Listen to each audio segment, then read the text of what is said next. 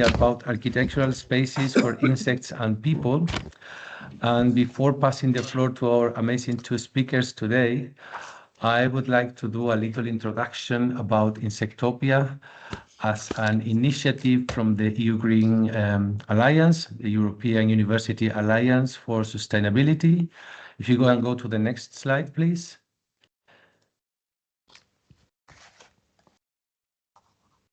So the Insectopia is an initiative developed in the frame of the campus Healthy Campus Life of the EU Green Alliance, which is the Work Package 8. And we aim to promote biodiversity, sustainability, and community engagement in all our 9 universities, in all the university campuses included. This initiative is a collaboration initiative that integrates education, research, and ecological restoration to create a lasting environmental and societal impact while fostering collaboration. So we are working not only with our internal community university, but also with other external stakeholders. If you can go to the next slide, then we can understand a little bit better the objectives of the Insectopia initiative, which aims to promote and support local biodiversity, promote environmental sustainability, foster education and engagement, and encourage creativity and innovation. This series of webinars will help us to better understand the importance of insects in the ecosystems for human life, and the aim is to inspire future ideas. If you can go to the next slide, please. Future ideas for you to submit your own proposals for the call for proposals that will be launched very soon. So the idea is that we create utopias for insects in our university campuses, but for that we need to make sure that we understand and we have like a science-based approach to these proposals. So they are based on research papers and meaningful information that will kind of support our ideas. So I would like now to introduce our two speakers today. On one hand, we have Silviu. Let me just, he's an architect, Silviu Medeșan. He's an architect and a researcher living and working in Cluj, in Oradea. He's teaching and researching as a lecturer at the University of Oradea in the Faculty of Construction, Cadastre and Architecture in the Department of Architecture, and he's working in architectural projects and human planning. As you can imagine, he's very much interested on connecting the dots between architecture, people, and insects. Let me just silence this. And together with Silviu, we have George Tamaș. He's an intern architect and PhD candidate living and working in Oradea in Romania. And he graduated with honors at his university studies, and now he's completing his architecture internship at Habitat Studio. So they are both involved in different initiatives at national and international level in different countries.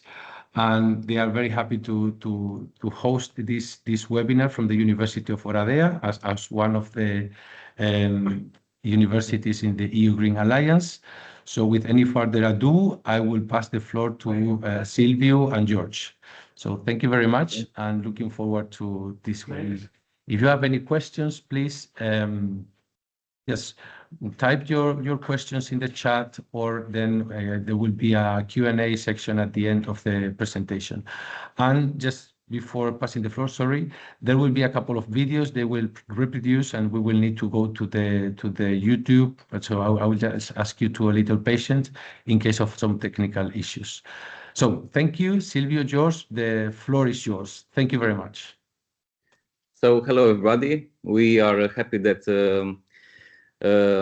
you have a big interest in architectural spaces for humans and also for insects. We will start right now the presentation. From many years, people search for inspiration for how to build better in nature. By observing elements found in nature, like insects, plants, and their natural habits, they started to mimic the insect's way of building, and this is what we call the biomimicry.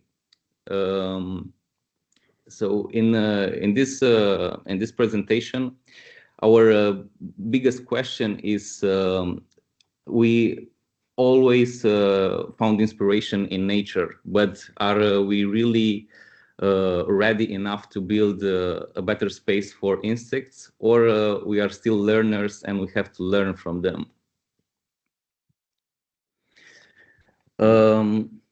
I think that Antoni Gaudi is an architect that many of us know, and he found inspiration in nature. Art Nouveau is an architectural movement and is inspired by natural forms such as sinuous curves, plants, and flowers. Although Gaudi has a particular style regarding Art Nouveau, he is considered a representative figure of this movement. Gaudi's early life, is marked by a poor state of health. So he spent his vacation at the countryside in nature because of his health, and this made him to be a better observer of nature, and this and his long-term observation, as you can see here in this slide, started to take shape in his architectural style. Two of his most iconic buildings are Sagrada Familia Church, which is on the left side of the slide, and Casa Batlló on the right side. You can see right here. You can see as a comparison his inspiration from the way the termites build their molds. So a lot of sinuous forms and clearly inspired from nature.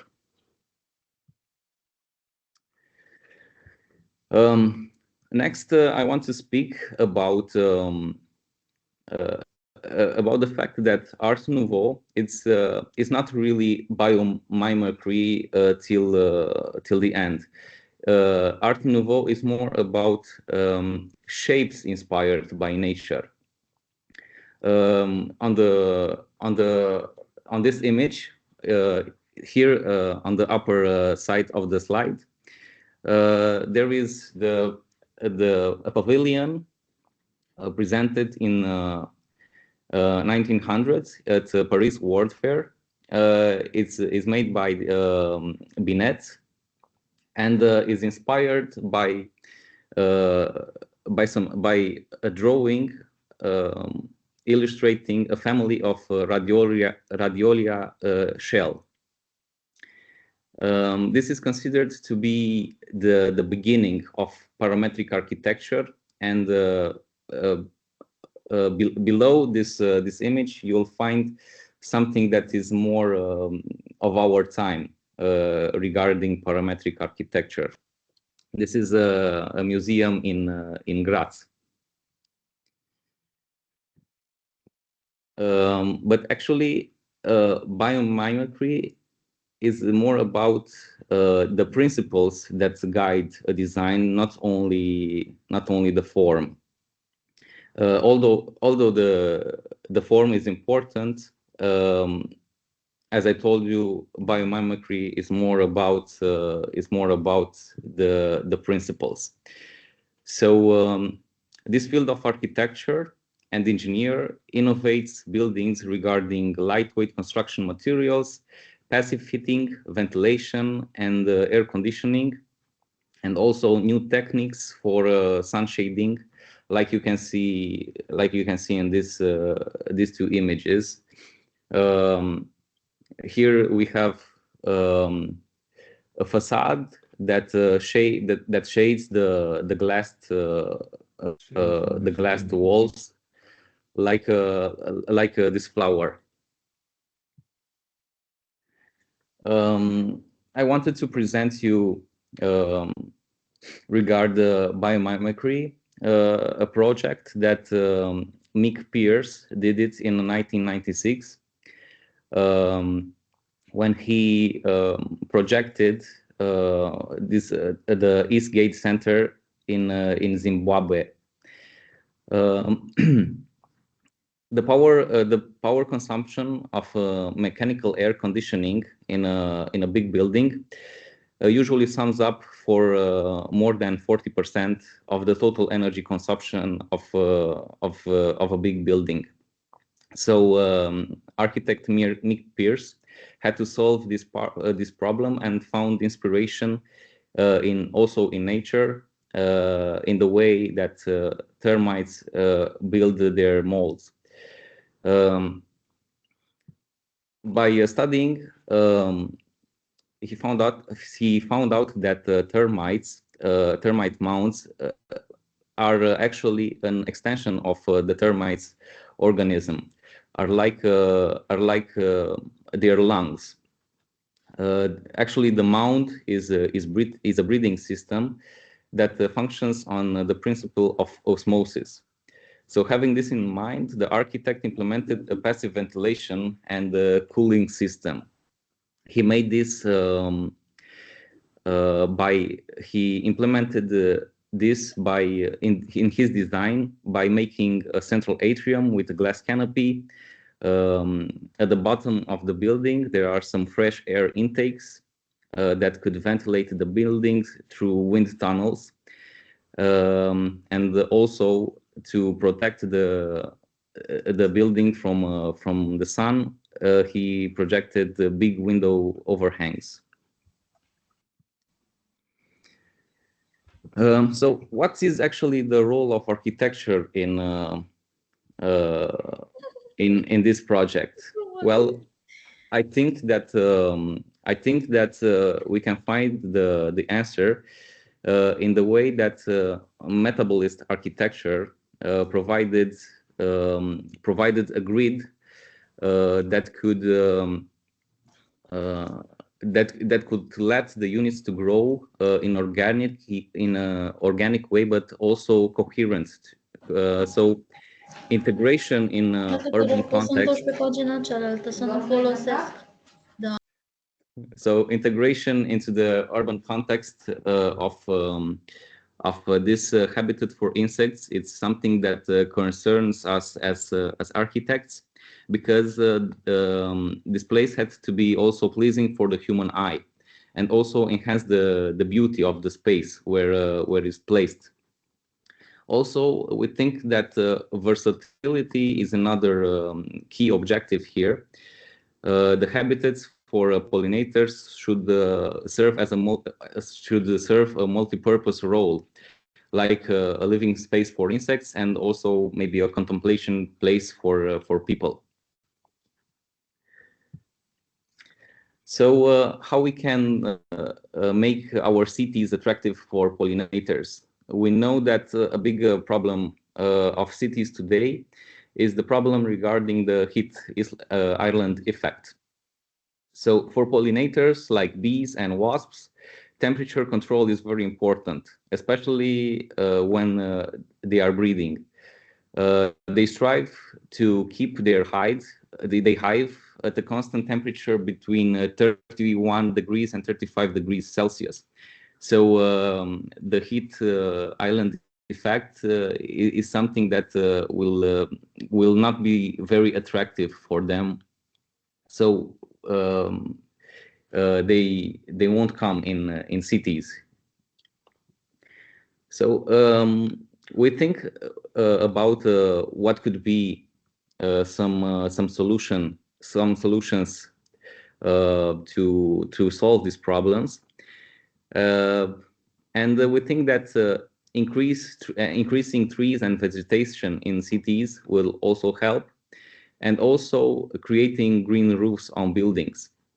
So by using both these solutions, pollinators will be attracted by the variety of plants and also the right temperature, because plants will partially solve this heat island effect problem.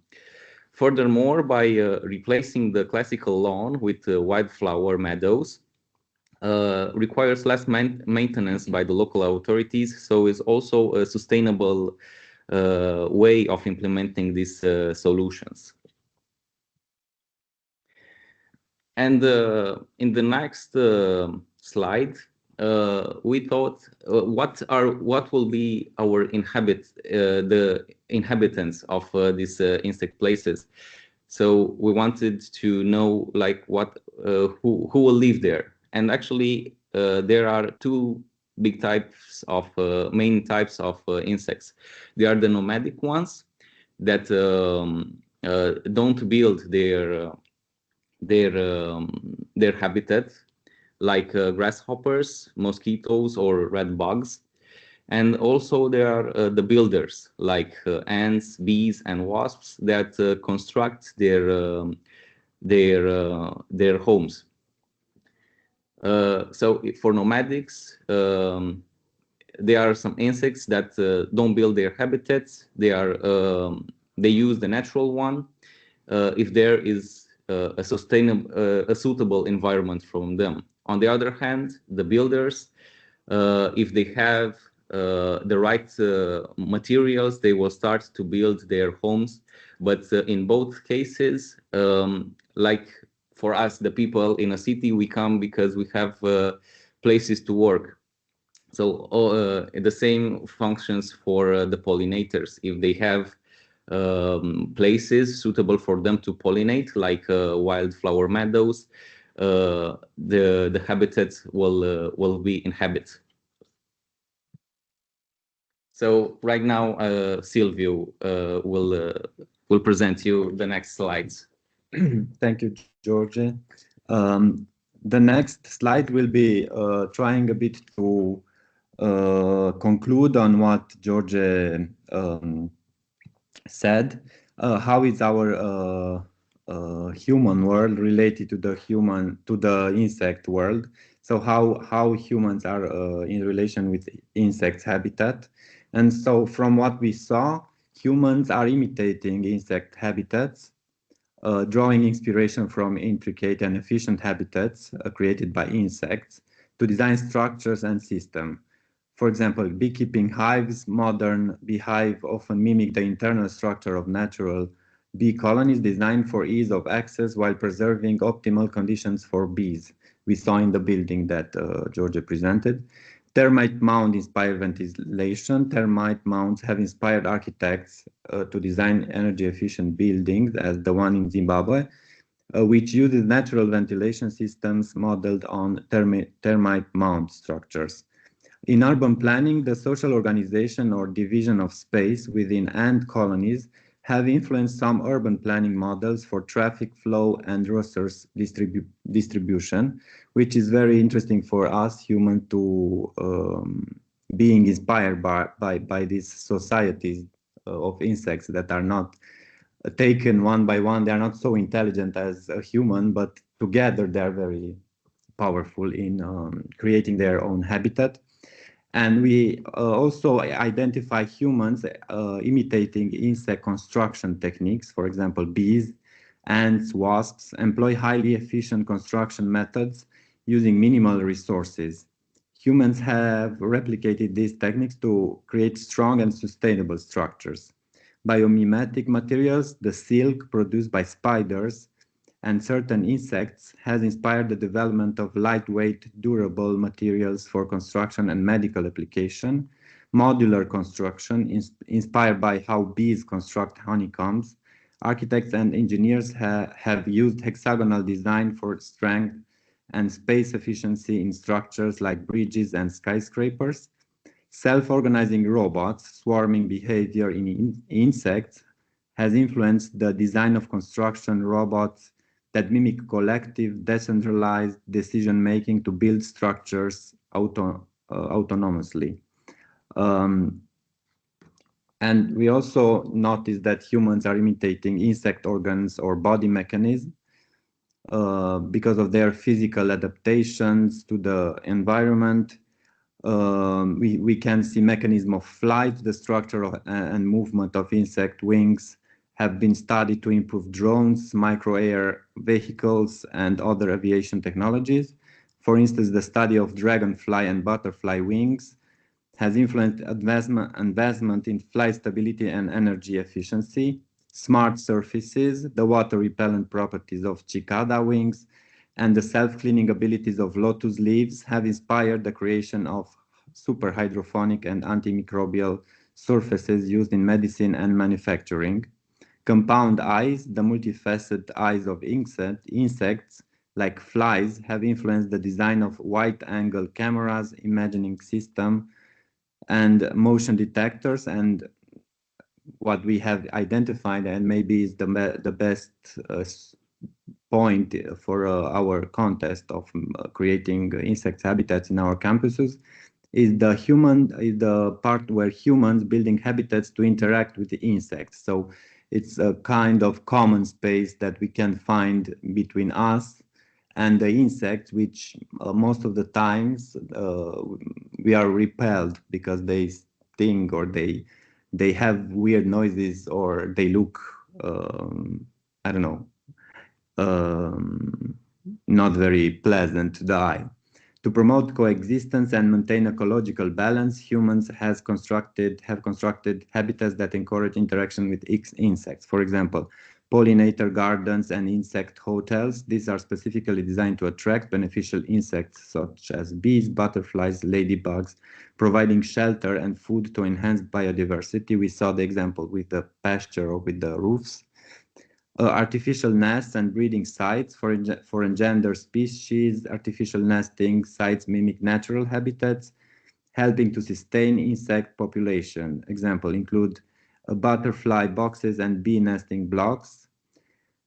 Biomonitoring structures. Humans have developed artificial habitats to attract insects used for environmental monitoring, such as dragonfly habitats and wetland conservation projects. Maybe one of the most interesting part is insect therapy. Certain therapeutic practices involve direct interactions with insect habitats. For example, bee bed therapy, we will see a video about this, involves sleeping on a box containing active beehives. The gentle vibration and sound from the bees are believed to have calming effects, improve sleep, and aid in relaxation. And then we start with the first one.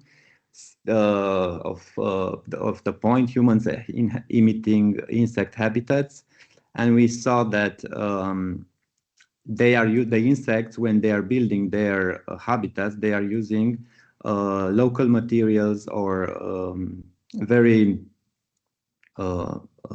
efficient use of material. So because in architecture and in construction in general, we have issues with challenges of sustainability. Architectural design should be energy saving and sustainability, so we can be inspired by insects, which during their evolutions they have solved many problems dealing with their external lightweight skeleton. Additionally, these animals build a number of remarkable constructions based on silk, glue, and surrounding non-living materials. Again, the termite mound, but also people. This is the Great Mud Mosque from Jenne in Africa, used also the local material to make outstanding architecture. We can see that the termite mound look a bit like Sagrada Familia, like literally.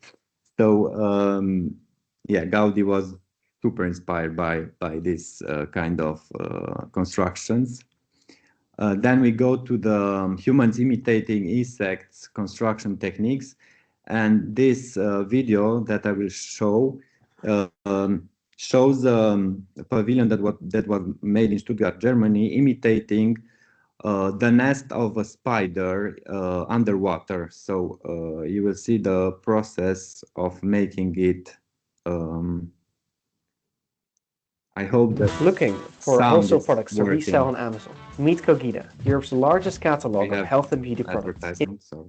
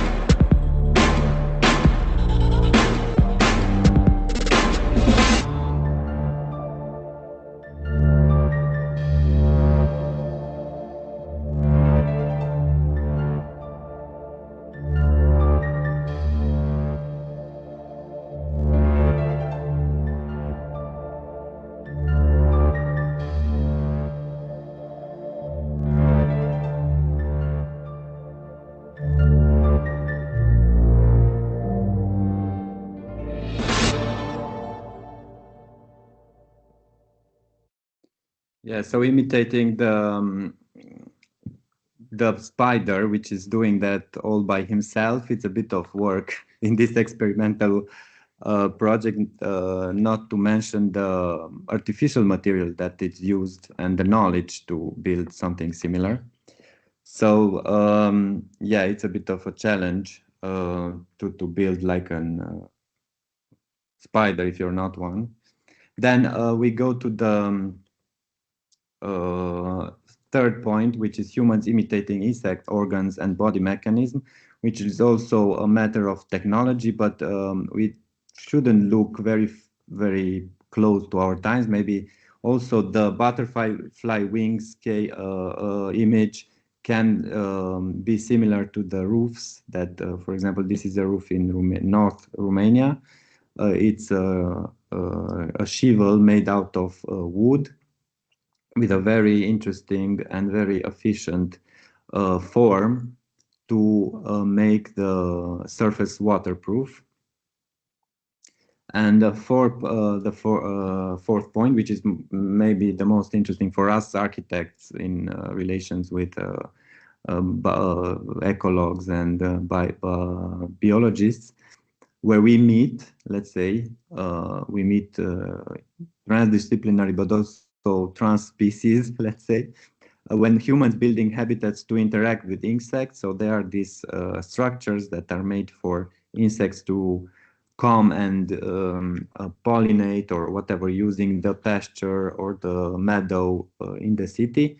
But also is this therapy that we were speaking about, which is using insect sound to have beneficial properties on people's health. Let's see what's this about.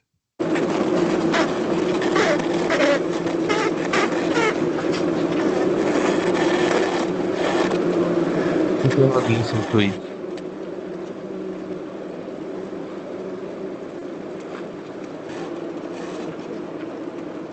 We cannot listen to it. I don't know why. You cannot hear the sound? You cannot hear the sound? Yes, we can hear it. You can? Okay. Yes, Okay. I think so, yeah. Sorry. So Okay. you can hear the bees and the sounds of...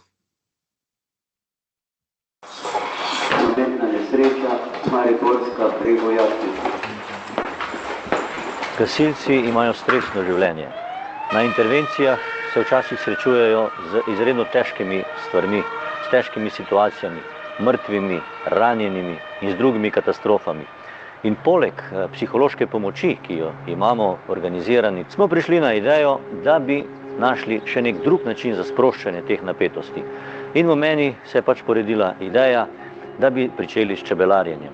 Delo s čebelami pomirja, tudi kakšen piko čebele deluje zelo pozitivno proti revmam. Drugače pa sam zvok čebeli pomirja in tudi te vonjave, katere dajejo od sebe, so zelo zdravilne.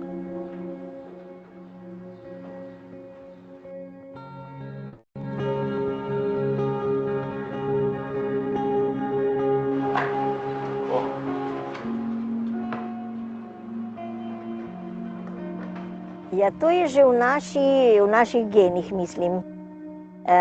Ker vedno je bilo, pri vsaki hiši je bilo par panjev čebel. Vse skupaj je organizirane v Sloveniji 11 000. Nekaj še je pa takšnih, ki niso organizirani, se pravi, je ta številka šlako večja, pri 2 milijona prebivalcev.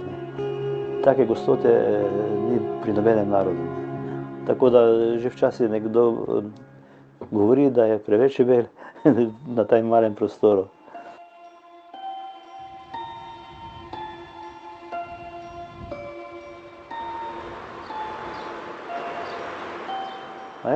Osnovna šola Selnica ob Dravi ima šolski čebelnjak in tam je že prišlo tako daleč, da so sestanki z psihologom, z učitelji, z starši v čebelnjaku. Tudi nemirni otroci se pošiljajo v oskrbo ali pa v umiritev, bi lahko rekli, v čebelnjak.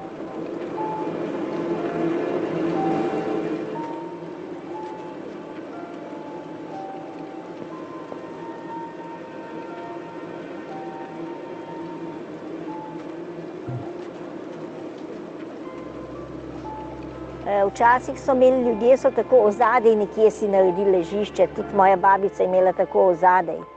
Mi smo pa hoteli točno na čebelah, zato da čutiš njihovo energijo, da si v tem njihovi frekvenciji.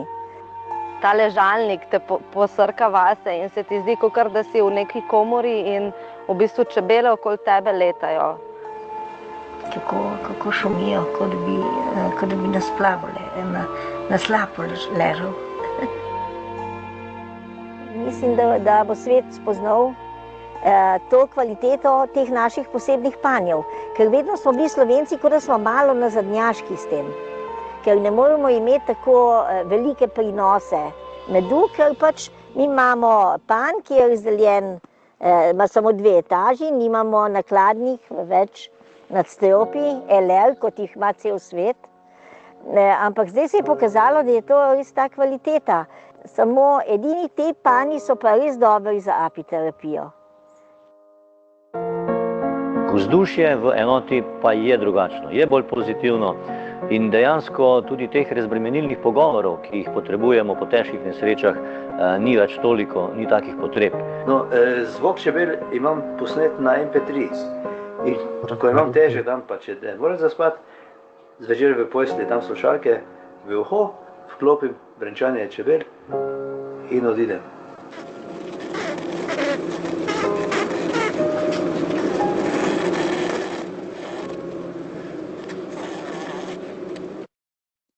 Sorry, you could hear the sound. Very good. Yeah. Yeah. Amazing. Okay. Okay. So, speaking about the how architects are, how can architects bring something on the table in this kind of contest where we have to think of the habitat for insects, but also maybe we are asking this question, maybe the habitat should be also for people to meet with insects, because it's this separation that in some cases we saw in Slovenia, it's trying to be overpassed. We will show you an installation which is very architectural, but also it's a connection between a biologist, a sound engineer, a composer, and an architect. And it shows how, for example, in our campuses, if they are green and it can inhabit something like this, how this space of meeting all these species and professions, let's say, but also students and visitors can function. Just 1 second, Silviu, before you play the video, because Jose Luis has raised his hand. I don't know if you would like to ask a question now, or you prefer to wait until the end of the session. Yes. I will wait. I will wait later. It was a mistake. I'm trying to look for a reaction. Okay. You wanted to applause. Okay. Okay, thank you.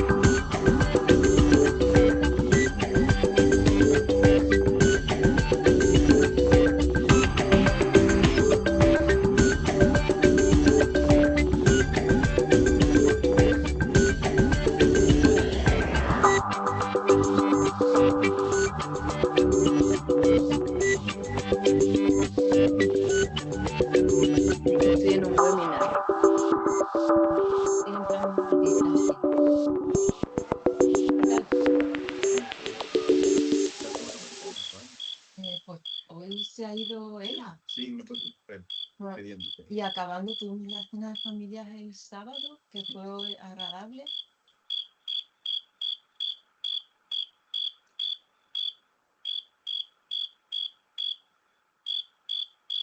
So this installation was made similarly maybe what we want to do. using so the composer actually thought of an installation that amplified the sounds of insects, and the people were attracted also by the sounds, but also to see in that spheres how insects are living or working. So to conclude, we see these challenges in creating habitats for insects and people. There are some points that we should tackle. So the nests need good protection from wet weather. The holes to be inhabited need to be the right dimensions, close-ended and with clean, smooth surface. So we need this expertise from biologists. Habitats must be made of natural materials, or at least of material that do not condense and increase the risk of creating a favorable environment for fungus. Like in a city, high nesting concentration could lead to disease spreading faster. The existence in the immediate vicinity of meadows and plants that attract pollinators. Identifying the right place and exterior aesthetics so that the insect's habitat could merge in the city and enhance it. Thank you. This was our presentation. So if you have questions, please don't hesitate to ask us. We also have these other materials that we were researching for creating this presentation, and we can share it. Thank you.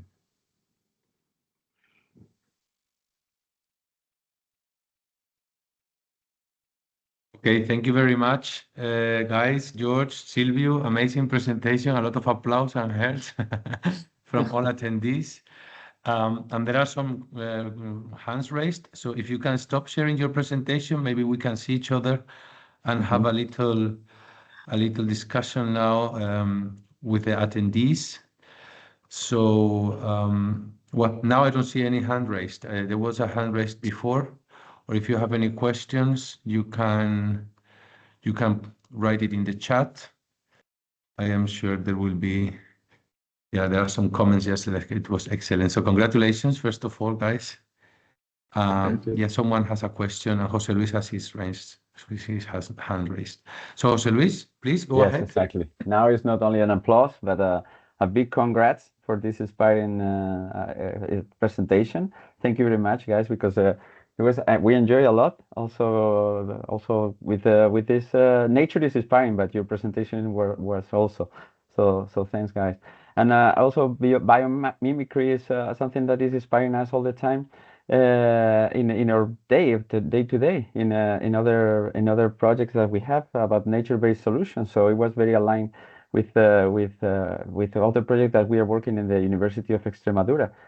But taking advantage of you and your expertise, we were wondering, we have a big challenge ahead in order to create environments between insects and students in our campuses, and try to create buildings or not only buildings, but also some architectural structures that, like we have seen in your presentation, in our own campuses, not only in Spain, but everywhere. So I would like to ask you if you could suggest us some inspirational ideas how to create these friendly environments for insects and students and people and academic community in our campuses, or if you have any also suggestions of best practices in this kind of constructions in other campuses, in other places where we have buildings, we have students walking around, we have people moving, and just let us know. Please keep on inspiring us. Thank you very much again for your presentation. And congratulations. We think that in order to have a successful project regarding a place both for people and insects, we think that the place should be attractive for both species. So this is the first thing that also regarding a good example, Aalto University has also an interesting project that enhance the the communication between insects and the pollinators. So also the Aalto University Insects Pavilion, it's a good example. And I think that we should not stick to the simple problematic of creating a space for insects, but something that we could both the pollinators and us could benefit of it. So maybe we should think about something that has architecture value, like something that is pleasing to the eye and could make universities more attractive places for students to spend their time in the inner park, for example.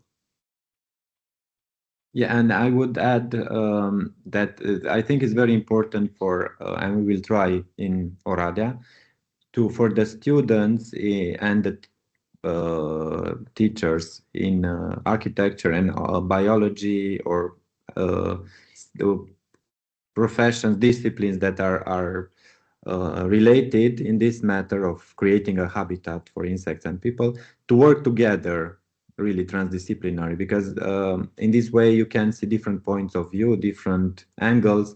So if you have architects, I don't know if in all your universities, maybe it's important to be involved, or some sort of students, I don't know, in landscape architecture or something like that, because I think it's very important to have also, as George said, to have these functions not just for insects, but maybe function like students to go there to, I don't know, relax or read, or so we need to have things to do there, not just to listen to insects maybe, but maybe also to do something else. And the space should be designed appealingly for both species. Thank you very much. Thanks, so inspiring. Thank you. There is a question in the chat. As you can see, how can we identify where are the perfect spots in our campuses where insects habitats can be placed? Well, I guess each campus is different. We have 9 different campuses in our alliance in different climate conditions. But yeah, if you have any suggestion or any experience. I think the beauty of this project is that it is interdisciplinary. So architecture don't has all the answers. I think we have to work also with biologists, for example, because if a campus has a place, a pond, for example, that will be more appealing for insects like mosquitoes or dragonflies, exactly. If a campus has more flowers, there it will be definitely a place more appealing for pollinators like bees or wasps.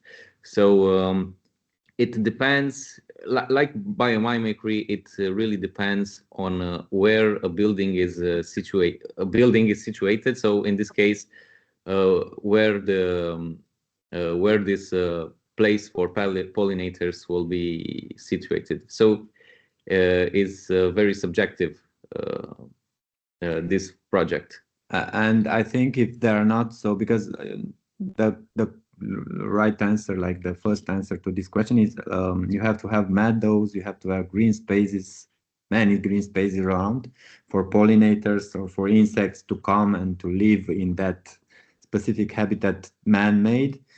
But I think also we have to if the campus is crowded, maybe we can think of the roofs, to make accessible the roofs for people, or just for insects if it's impossible, but also on facade. Why not? Because you can make a prototype of, I don't know, green facade, and you have some habitats there hanging on the facade.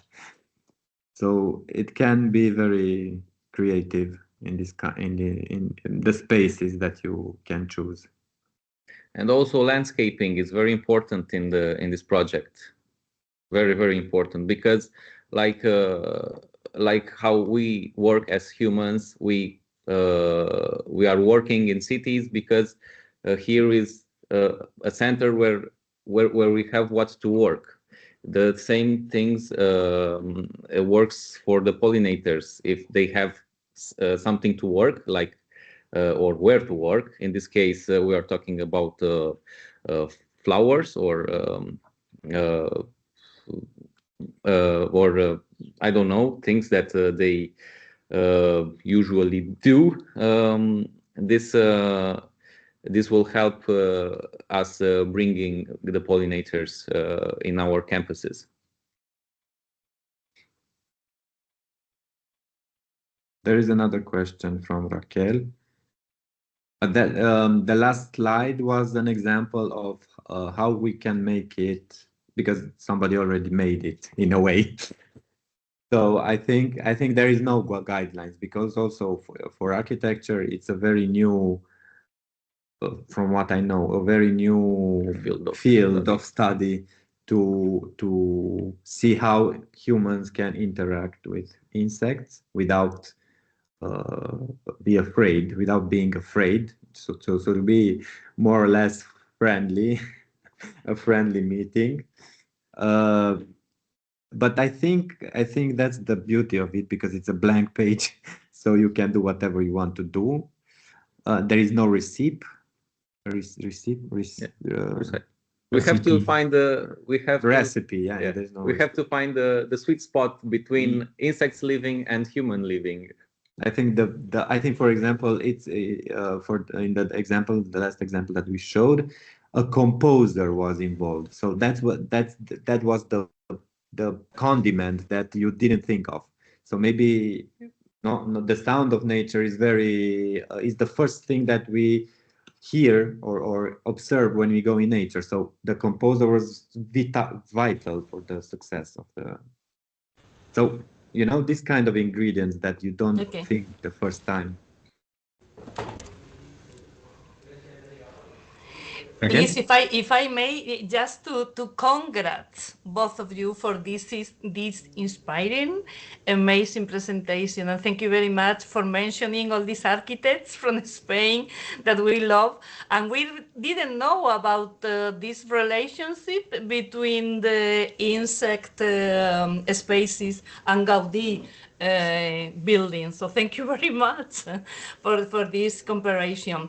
And yes, I'm saying this in the chat because our next step is to launch this proposal to build this shelter, these houses for this insect.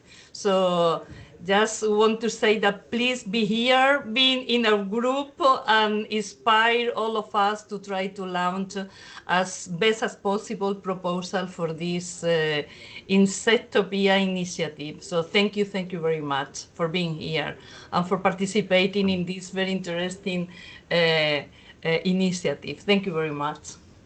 Thank you. Welcome.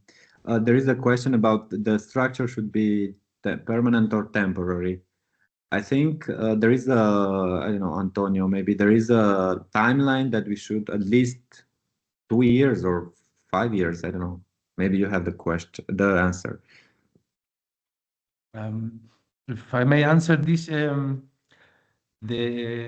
there is going to be an evaluation committee in each university to select the winning proposal for the call for proposals. So there is not, again, there is not a roadmap of specific requirements. The idea is that the Insectopias for each campus will serve as pedagogical tools. And today we have seen many different examples, and we should consider it in a very flexible and the most impactful way at environmental, but also at societal level. Because whatever we do in our campuses should serve as an example, but also as an inspiring practice. And we were even talking about it doesn't need to be a structure, or it doesn't need to be an insect hotel. It could be an exhibition, or it could be a cinema cycle. I don't know. It doesn't really need to be. We are working in a specific direction, is to raise awareness, to promote biodiversity, and to promote sustainability. And there is a series of webinars still ahead. So this one is very much focused on structures and what we have seen in your presentation. So we will see. The answer is still not clear, and the call for proposals will be flexible. Let's say that the most convenient will be to have an impactful initiative, an impactful project that will help us to promote the presence of insects and pollinators in our campuses and beyond. There's another question, and this is very interesting because there is even unfriendly people to nature. And this will be also related to another question that we were commenting before about safety, no? Because some people are afraid of insects. Sometimes they are painful if they get to catch you. So they are asking about any suggestion bringing people around in relation to these most needed approaches to how we dwell in our planet and fellow species. So I don't know if you have any. I think the answer to this is not easy, but yeah, I mean, you would like to make any comment before we conclude? We have 2 minutes. Yeah, I would say that probably people need also to interact with insects, like the guy in the Slovenia case told. Sometimes the sting of a bee is good for rheumatism. So maybe it shouldn't be always friendly, because the nature is not always friendly. So maybe people should learn out of this experience that they should respect the boundaries and the other species characteristics. No, so I think we don't have to be all the time friends. Maybe sometimes there is limits that should be addressed. Introductions. Yeah. Okay, so this is going to be the perfect webinar. We will finish on time at 12 o'clock. Again, thank you very, very much for this amazing and meaningful and inspiring presentation, guys. We are very happy to have you on board on the Insectopia team. Thank you all those who participated in this webinar. Tomorrow, we will have the third webinar, also by a colleague from the University of Oradea. Why do we need pollinators is the question. So we will try to answer that question, and we will continue working on the Insectopia. We have your contacts, so we will keep you updated. And again, thank you, and see you very soon. Thank you. See you. Thank you for the invitation. Thank you. Thank you. Bye. Thank you very Thank much. you very much. Thanks. Bye-bye. La rivedere.